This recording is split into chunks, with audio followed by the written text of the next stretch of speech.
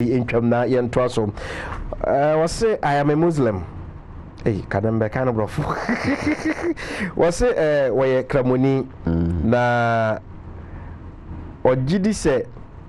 Oh, Mammy, and shouldn't be a mintiming kind of quino. Minica and Fawidi, no. We was here, friend of Collins, now or papa or personal number. Okay, a number is the good TV in the Obey to me after an hour friend. Okay, was say where Cramoni now or GD a war a year Adomacha dear, ye did chair a D4 and I wish a message was said number no a message pay and ye day a far as so and the BM sono uni adwefofobia wachiri say enya nokre say ye day Sadomacha dear no and my D4 and I say udi for ugi Wadomacha dear wo nanso no say uko mo so person ko hu omo a no omo hyew se chinchina bra omo asore enti no no ntiase where Cramoni waje dise D4 ho ayede Adomacha de ema enso so kwose kwa ko hunu sa D4 na no mo hye se chinchina bra omo asore no no ntiase baje wo hu asore asore ye nyame o asore ye nyame eti me meti ho no me minim se de mesia ya alola okay enso so be koto se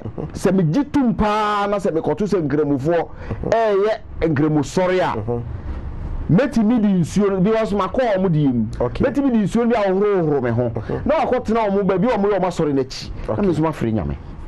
obra ni nyame fre no me fre me so se wudi o mu ma no bo a kasa na wo kan na kire se wo fre nyame o okay eje se wo koto se no kasa wo kan no na kire se wo fre nyame okay to we be mpa ye de but enya se do mo bo mo dabi medidi o mo ye bia so be pe bia ba me no pa ye me bo sampa ye na me minim no na me bo nyame ba ko obetie me wow okay obe he o me gan intasem tro Muslims owu yisu omu kutansuo 5 times ansana ade asan ana ade achi me bo a enokre omu before so be kore ketesu from anopa 2 obe kore ketesu no was spelling JUSUS so we have 5 letters ai ana dem say 5 times ai ye nyina ye ko wura Yesu mu ensuo na Yesu ye no se wanti ni anwo amfiri nsuo mu a untimi nsem fata agya na hinie ti omo kura nsuo no e ba spiritually no e be hia Yesu okay mefa we ento so e wo say your friend Paul with the free time na e de eba na woda onyankopon ase se wanya odifo kese bi etise odifo boaten na wahwehwe spiritual father che huhumagya wahwe bi ache papa enti meka ncho se enei hunu ni se wo so ye wayo huhumu eba ese wafa se huhumu enso magi no okay ene Paul papa se wajo enti no bomoden se obehwe na chi akwan na afei aye awiemu edie we so se your friend Elizabeth Kofodua anodi free eba ase papa Messi de ehunu na me do ba beye me spiritual father be hu magya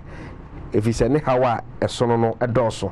ono so ne de no papa e de na kira kwan ebetu dwa kransa na ya sore enkonya so we so wo se oma wajo ye frɛ no Christabel na wo se bi musa se obetime nya honhum agya mienu ana spiritual father mienu bebo hu agya mienu no se wo no betimi atamtoa di nani tu ahwem dia because ye se uya hu agya mienu ho na bo wo se the other have a con wha be solution there be na work di kan ko wi ho e na wo che na ko wi ho na bia na we die no e na ye to bu ase na hu nti gise nya ba ko e na obeji e di pass hospital father abusa so betumi e do message na ba 024 sorry 0200 421 723 0200 421 723 ni aken kai di amount eno nti mami Christabel enkope e spiritual father mi papa ye hwe mami kwashi obusa ina atwuma dwena si bibi so nipa o how baako be hwe no afre sofu e no afre sofu b no afre sofu c na waka chromo at the end of the day no we begin to import kudama no aboka ni nyina achi no so no onya solution eno ya na free dan obi wo ha ni fie fo kwan on fa so shi ni sika no no okay me se me on me oba me ho a me ni soundboard okay me soundboard e kasa me soundboard ni nipa wo de say wo time a one day bra me ho na de ehia wo no bra ne yenye ye wi a vampire church nko ba bia na hwese be ba na mba okay also can we get his contact also betimi anya wo number cc a say e bia na ba bia wo no omadum kania ansa na program this papa wo number na amafa papa na ma no ento so e ba ye e be say de o ka de record say wudundum kania pa anka bi kuma se ni weekend na mu kuma se na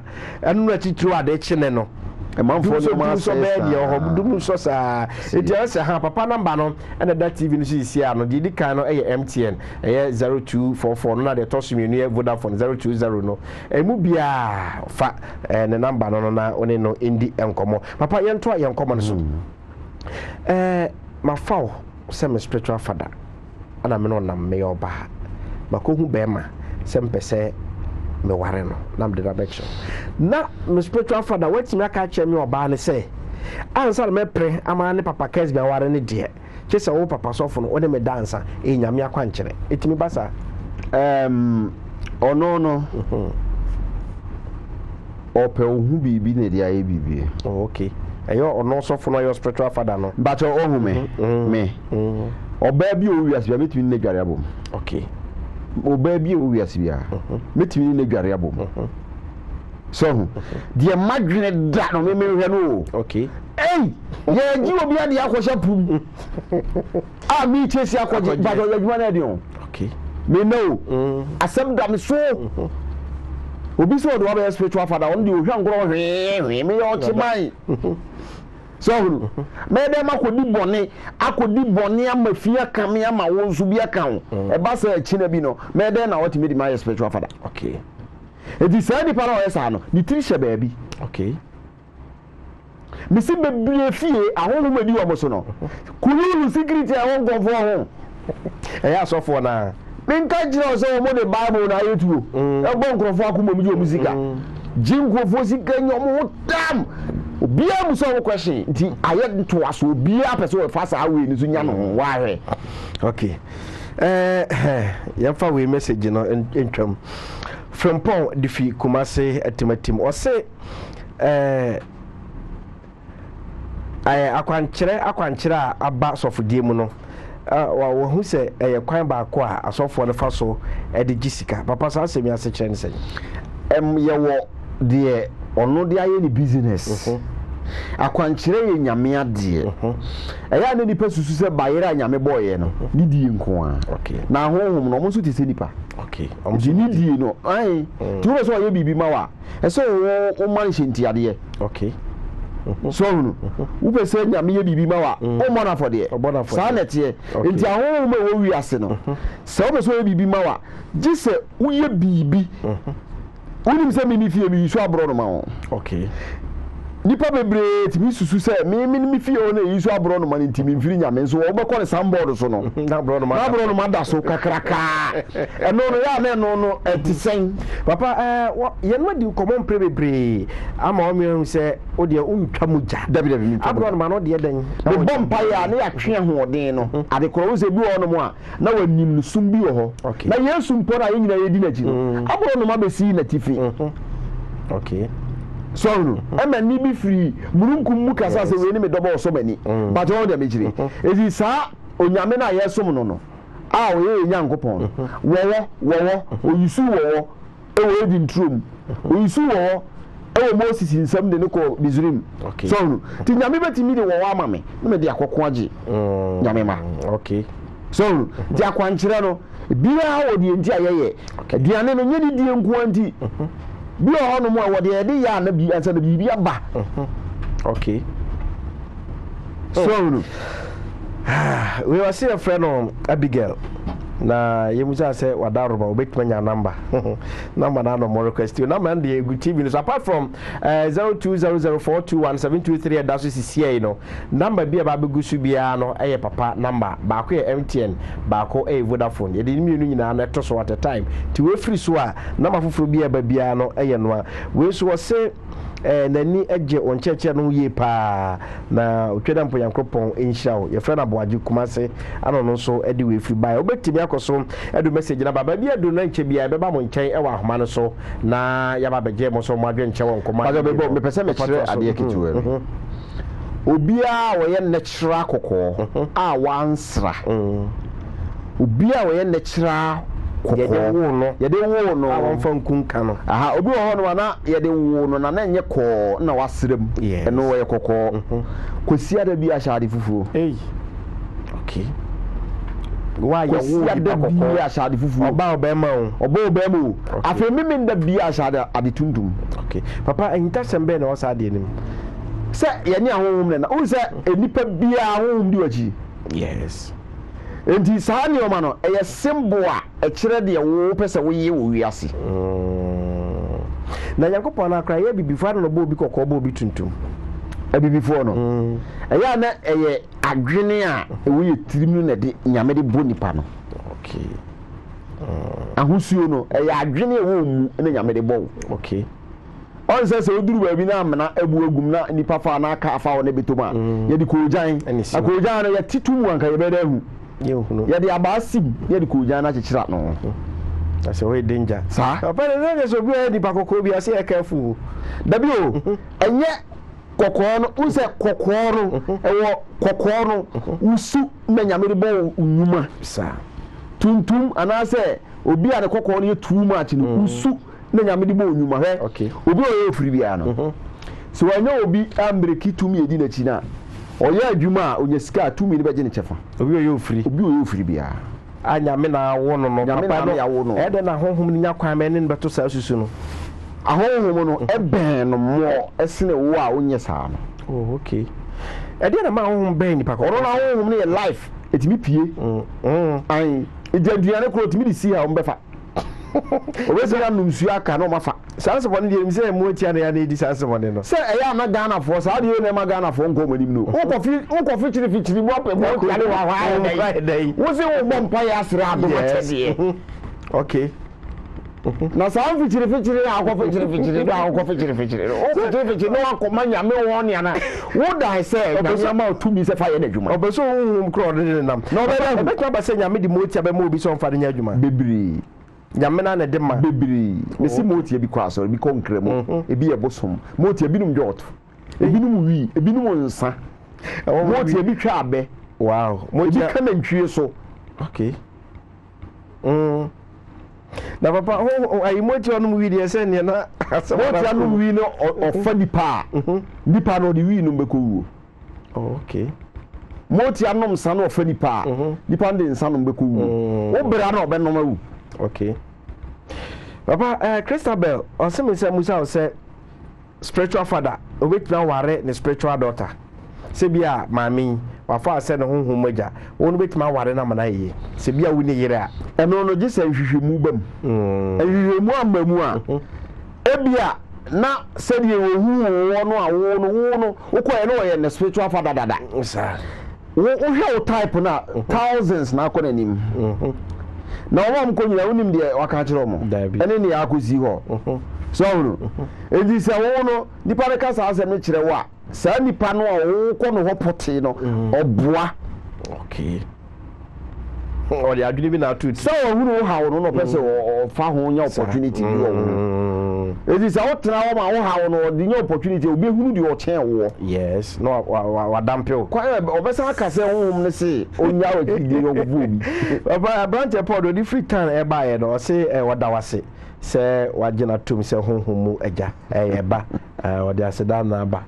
abusaba bia do ne bia ma abofo no de atum enti oso betumi afre na waba oba mesrew ma o TV ne volume no enkofom ena yedi nkomo e de afa eye spiritual father ensem ho ade ba ko a o my Ghana ene do bia no anam spiritual father ana de na se de wiase kwei o mpe spiritual father bi spiritual father ne munsem ana yetie bie no eno nti bomoden se ba bia ye do ne bia ma abofo no atum no betumi afre no waba se ya se bisa ana bebisa oba ntientiam bibi so na woka ato de yedi ehonkomo iso a eno so akwanja da ho betumi aka to so papa se obi fa o se no spiritual father mu no e de na koso honhum no be me ba ampa okay ti bibi beto na mehu papa emfa ofrefo a odikan me pa cho me mo adwo e mo akwa ba ja me pa cho din ene ba bia ofrefi ja pacho mo be ka se ni odi ganse yo aja be wadaroma aya na wa ma TV no volume na akofo na yetumi akasa ye tie wanwumre yi ya pacho Timuna is spiritual for the answer I'm okay. As a man like a cranny now by soon, yeah, Miss now as a billion down that you know. My main experience as a suffers will be very 2 years in making him spiritual for the big level bed. I'm up on me and call and the same fathers and so on. Then and I say hello. Me ba cho mi ti opa. Then buza father say. I don't know. Say we could be almost say yeah enam na mi hu na masa ya na bae. And so o ma ye bibia am be me but enko. And then buza father say no enko spiritual marriage nenko. O say onya yare spiritual marriage nenko. O de omra na yensire nyame hwe. Okay. Me ba cho de papa ka no o say bra na yensire nyame enhwe. Why? When so je ba ya o dia. Papa ye hwe sa spiritual marriage we no home ni tibini pa bedama onya yare a pie physical say syphilis ne gonorrhea bra obiku be makra no bia na wafa da chinti ana say okumu be ma say be ya onkofo ba magege no. Okay papa mpacha yemfa ofrefo to so bi no. Hello, good evening. Pacho fine. Wadaro ma odin ni ba bia ofrefi. Pacho ye frame me Omutini Anthony. Yo Pacho me kase free fadi. Aye Kumase fadi. Me pacho right. Ye ti wanwumre. Na me pese me dinga me social fadi na me pese mbusa bi se. Enti ade nyina aye bonsam na ya na se ya na Yakopon wo yedi. Okay. Anu ane question no ho. Me pacho me pese mbusa fadi na pese no because me na je say me dinga me social fadi na be dey obi na pe na kira kwan. Ya da se. Na no na ye obi kire ma bisua di. Na na ye busa se ade bi wo wa na nyame na ye ana se bonsam na ye because nyema boni bia de show bonsam ana mpese me sha fada na janko bo ame na jam hu be dia metwa na mo fe be na kya kwan right ya breninti o de beto so be ya no ama sa so de papa so aka hia mpre bebre o sa de bi wa nyame na no amensa nkan papa sa si subi ye wo mu ne se abrabo bia ye bo no busua ofiri mu no ye edi nturo sa say di nturo nyame na de bonsam ayi no wo no ba ebe so Adam Eve di sa osohwefo no esese wunya obi nyame nsa wo no so na otimi boa mpa bom na wa anyemre ewo osohwe no bre no mu. Okay papa ye for some kwanya ne pere odi wo ho. Yes ye for frefo. Hello, good evening. Good evening. Papa me to say oba de adom ye ho ye na so e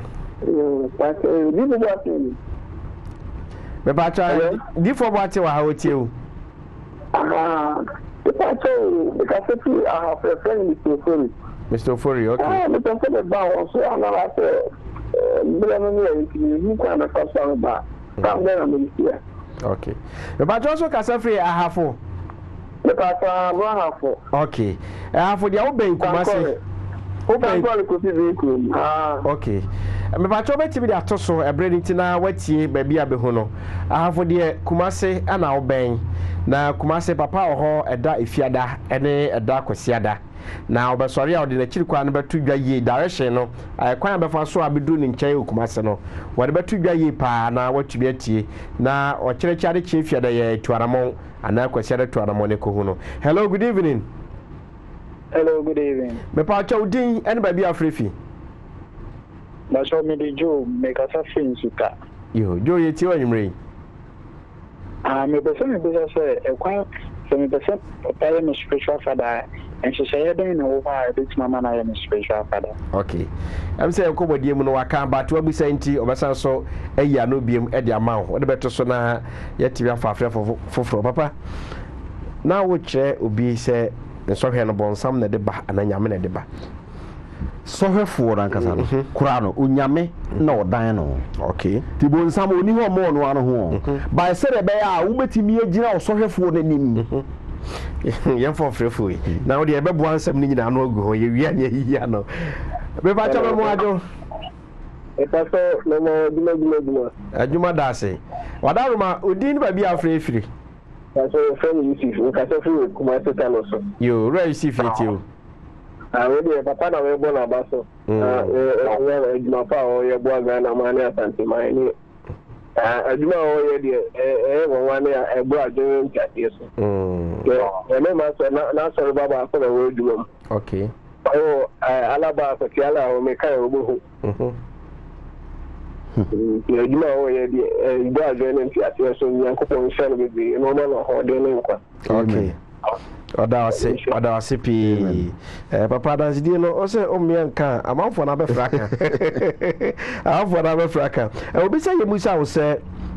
abusua enyina betimanya spiritual father answer na no for free for answer. Hello, good evening. Yaumaju ya ajawo for one see German security information center be more life na system on life for me TV yanko for shira mo yamia kwa yanko for shira wate amen ya o ka se se we ya o mra fi no bega men che wai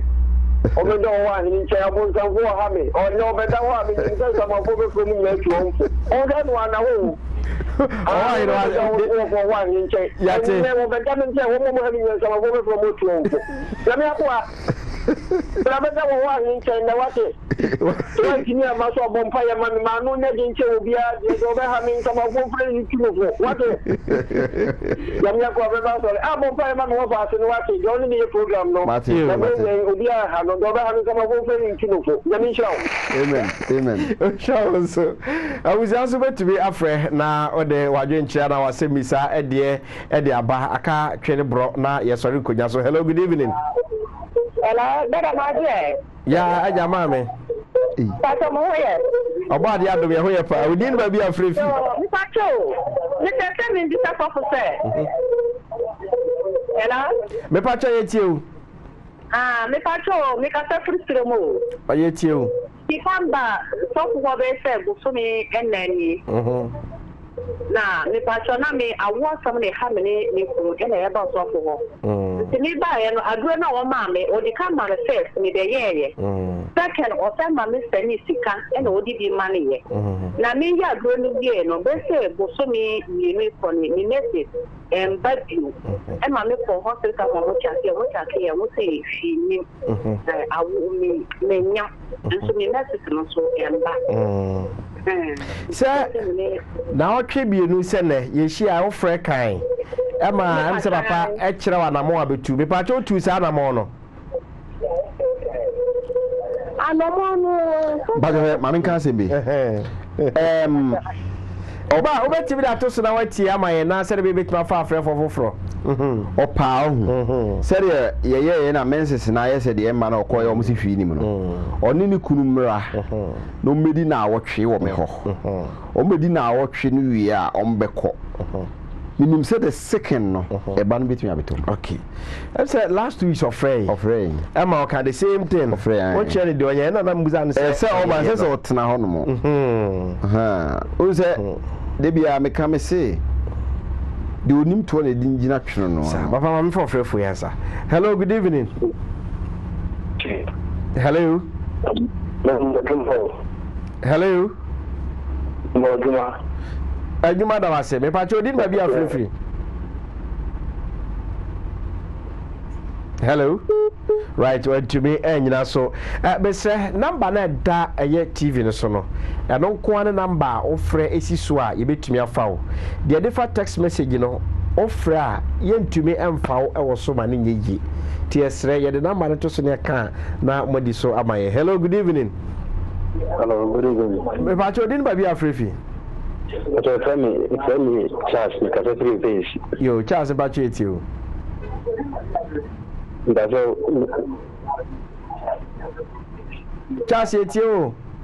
Tato mi obi a me ni fakoko na mi sikata yira pa me no na me pese kana ja. okay sika na yira okwan be se bia de to dem na eso ate ana ehye botomo on be ba ho so na ayira na ekwan be le fa so yira ebi hono mu a me obi a me gi contract na my bi o mtim ko gi sika ne she me bag me pa be du finish kan so ate ebi o so amere tu hono be du te me ko finish kan ne so ate ebi o so shimbuto me su timiti tambia ta ye me pa right ya da se papa be yi ano de ama ebe ni che ha de afrefo no ebesi na okay papa so cho de obeye busumi bia ahase bia onto milk 7 okay milk bia 7 50 pesos 7 so no polyester fufu 1 yard and a candle fufu pack no fa nkoche obi a oye ofiri okay se di sika yere bi o mebom tutuo atire papa ka no o se busumi ahase bia no eya milk bia obeto 7 na wato candle fufu no 7 na wato candle fufu no box no pack no 8 aha wato no baako fufu baako na wato enra fita no polyester no 1 yard na the 50 pesos baako 7 aka ho na afa ko che obi a wo ye ofiri se usika usumi bia ahase obinya sika bibribi okay abrante ure fia papa number no obefa na wa frɛ no na wasan ebisa bi papa na obi ebisa ne ye ka obi de dedika no mebisa se honhom bi no da etimi de yare back to the sense bia nsan bi kura bitima gu be ma ho ene ade honhom no da etimi si wa wo kwan okay etimi si wa ware kwan etimi ma yare honhom timi no da ma HIV nyina honhom timi no da ma nkukodwie honhom betimi nkukodwie ni na ho saa hwe honhom no da eye nioma de ma no ni dimi nkan kora edoso na eye ma wo se Ghana for solution baby ya no yie na nkasa no Ghana for ochiri papa en fa na no yie no mimi se anu yie wo me ho okay ba Ghana for pese ega me baye na danse da ha na me yewe na me twa ntro na me kense makase saa de obeba so obe test ba se dem situ no wo de opa otifie no hweme keke wo ze mutumi right papa em second person so de na o che no se no obusa se ensohwe ana se o haw no na me na de bani paso ana se bonsam na de ba na o chi mama yam yehu se de obeso ye hwe do kra no onde no ono dan ogba de no ho no chem kakra ma ye Job bonsam ko so Job ahwe no okoji permission saa na bonsam di permission san no obeso di pa ahwe but saa so hwe no se de be ya wo ye nipa wo betimi agi menti enu nti na spiritual father wo ho ana odifo wo ho okay oso hefo no onyame ne mane ba okay obi message no busa se abusua ni nyina so betimi nya one spiritual father na entimi fi se abusua no bia ne na dwene ebi ana o munyina so mo ba ha no na ba ko de osisofo bi no ope okay so jabusua nyina ntimi nya spiritual father ntimi nsi because ba ko yire ana ba ko ofa ana ba ko nua ebe ko akoka se sofo ya de sini we so ntimi nsi da bia na de confusion in your messages do na no de omo kan se omo pese ohoyo omo spiritual father edi obeya ne se number na be frɛ papa de dika to ne aso nkonya so no yen hwɛ mamin last week of friend na so asa frɛ so obi aba so ba beje aduro for ne yare no papa se na etie ansa ne nipa no nya no fa ahodie obi die me man once obewo okay obi me de sister bi won kran ha ebi ko hwɛ yen me de 2 years ansana meeting ya ma 2 years wow o ma me yare pa na oba Kumase na me hwe no na no ho ya ato no nti ade no na won kran ha nti na se nka me gi wo motene Kumase na me hwe ni nti me ya se o momra nkran ha na me ba na ma betena ha hwe na ansana me gya ho akọ Kumase no BBC me kwa nti ya ma mba na wo sa de yare na ba nti na ma me de adu no nso mpe so mo fast ku no ma me na so me nsase eno so ne ba ne nsa eno se ne ba ne nso mimu no ne ba nso se papa wi obetin ama wa wo okay me 2 years eno de ne okram sunsun se ma me nenim de ntia wo kan sa na sunsun ne kuram so Missing Yaka Yanamutu, and I said, if I drop our camera near Brenity, over shared him now, you at Ghana for. Would you ever what in a fee? Tenasi never be D wills a move to me. Femi D wills a move to me. But on ya is a more. A person can Ghana buy bed for Semuna Azan free. It is will be who said, Miss Spiritual Father, who say, rare. Okay. Rare because as a free so it is a young idea who talk my spiritual father say we bet you jina but we say who no the DB to us no the who ran crop for yet the be jina fail there na be say oni hwe e tomu ana the yedede okay bra me ho amasaman oba ofuka bi si amasaman o se wo kọ akyeaman enye afiaman wa amasaman afiaman e wo ho ena ahyaman so wo tema enka saa asem wo se wo kọ akyea man ofuka na wo se wo besi wo government school mu ho o si wa gina wa fa ye number no ne frɛ afei wo free takorade Cape Coast Mankasim ene saa